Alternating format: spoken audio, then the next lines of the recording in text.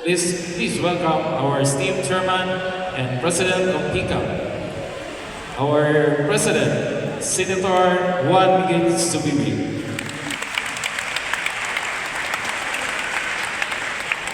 Maraming salamat. Please take your seats, my dear friends.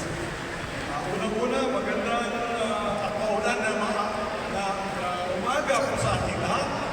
Good morning, everybody. Good morning, Of course, I would like to take special attention sa ating mga VIP guests. Kasama po natin ngayong umaga.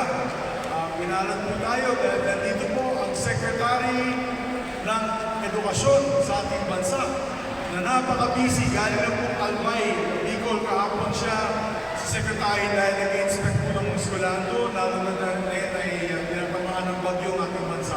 Walang iba kundi napakasipag na Secretary Sunny Angara. Right? Kapatid ko yan sa seatmates. Matagal kami magkasama sa Kongreso pa. And of course, another brother of mine in the field of sports, siya yung bossing natin pagdating ng sports sa ating bansa. Napakasipag, napakagaling. Siya po yung head ng basketball league natin dito sa NSA ng basketball. Sa mga basketballista ng Pilipinas. Walang iba, kundi ating chairman na yun ng Philippine Sports Commission, Chairman Pato Gregorio.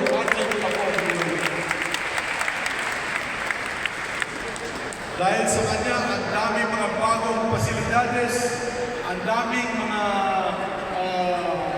venue na pinaganda, at dahil sa kanya, dumami po pondo ng sports, napakalakas sa PAGCOR at sa PCSO at kay Presidente. Thank you, sir, for helping Philippine sports. Kasama na natin ang representante ni Mayor Isko. Wala po si Yorme na yun. Alam niyo naman, basta baha, tsaka nasa field po yan. Binabantayan yung mga estero para hindi madamay at hindi mahirapan yung mga kababayan niya.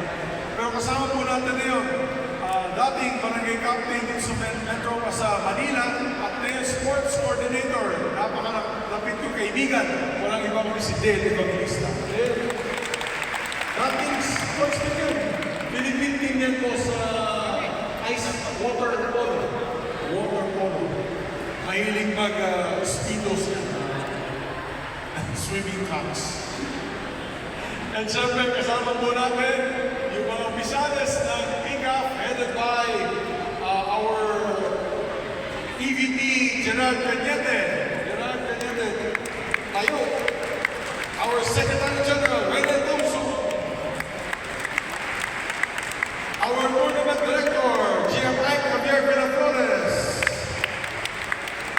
And our board members, kasama po natin yung board members, ito, Chairman and Secretary, they represent the broad strokes ng lahat ng style sa Pilipinas. Dati kasi, yung dating mga leadership ko ng Arnis, iisang dalawa lang po ang mga style ng kinukuha. Ginawa po natin, lahat ng style welcome. We really made sure na it is democratic and inclusive. Kaya, babanggitin ko po